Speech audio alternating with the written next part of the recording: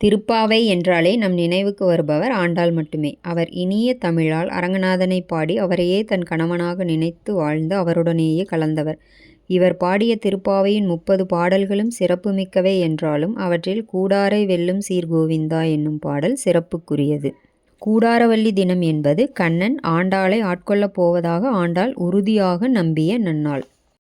அதாவது கண்ணன் எப்படியும் தனக்கு பேரருளை தந்துவிடுவான் என்ற நம்பிக்கையில் அவன் கையை பிடிப்பது உறுதியாகிவிட்ட நிலையில் கண்ணன் தன்னை கைப்பிடிக்கும் சமயத்தில் அவனின் அழகுக்கு நிகராக தானும் ஓரளவேனும் அழகாக இருக்க வேண்டும் என்பதற்காக மனம் கமழும் மலர் சூட்டி சில ஆபரணங்களை அணிந்து தன்னை அழகுபடுத்திக் கொள்வதாக கூறப்பட்டுள்ளது.